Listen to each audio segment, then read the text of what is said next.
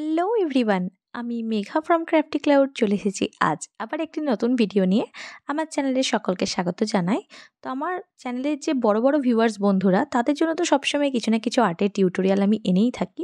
কিন্তু আজকে বড়দের পাশাপাশি যারা আমার বাচ্চা বাচ্চা ছোট্ট ছোট্ট মিনি ভিউয়ার্স বন্ধুরা, তাদের জন্যও এনেছি একটি সহজ সরস্বতী ঠাকুরের টিউটোরিয়াল।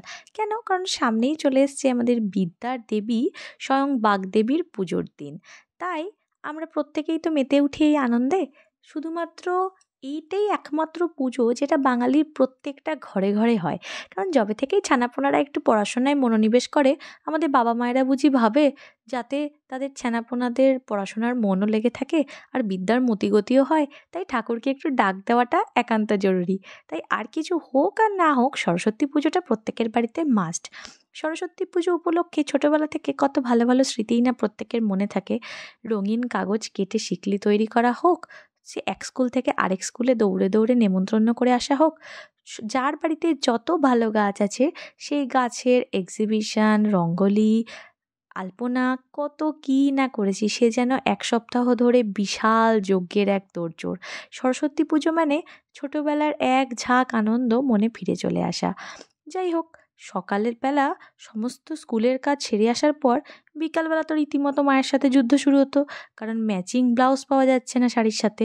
সে তো এক বিশাল দক্ষ যজ্ঞের পর অবশেষে একটা পছন্দসই শাড়ি ও তার সঙ্গে একটি জোড়া তাপ্পি মারা ব্লাউজ যদি বা খুঁজে পাওয়া যেত।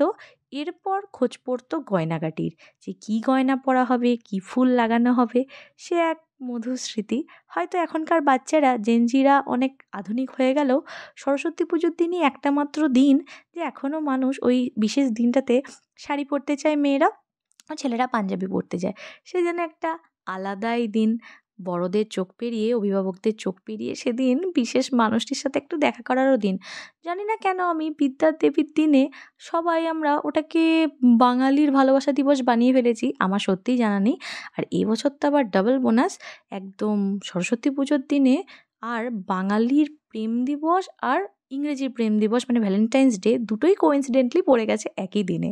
তো আমার কমেন্ট করে আমাকে বন্ধুরা জানাবেন যে আপনারা প্রথমে ঠাকুরকে অঞ্জলি দিতে যাবেন, নাকি আগে বয়ফ্রেন্ডের সাথে ঘুরু ঘুরু করতে যাবেন, নাকি বয়ফ্রেন্ডের সাথে বেরিয়ে একসাথে অঞ্জলি, কোনটা? যাই হোক, মজা করছিলাম একটুখানি। সবসময় এক কথা বলার আগে, বোরিং হওয়ার আগে একটুখানি অন্য কথা বলাও প্রয়োজন। তো ছোটোবেলায় আমার সরস্বতী পুজো নিয়ে আরও কিছু স্মৃতি ছিল। আমি কি একাই এরকম ভাবতাম যে পুজোর আগে যদি নারকেল কুল খেয়ে নিই তাহলে মা রেগে গিয়ে দেবে ফেল করিয়ে, নাকি আপনারাও ভাবতেন? অবশ্যই জানাবেন। আর ভিডিওটি যদি এই অবধি আপনারা দেখে থাকেন আর ভিডিওটি ভালো লাগে, তাহলে অবশ্যই বন্ধুদের সাথে শেয়ার করতে ভুলবেন না। ভালো লাগলে চ্যানেলটিকে সাবস্ক্রাইব করবেন। সবাই খুব ভালো থাকুন। Thank you.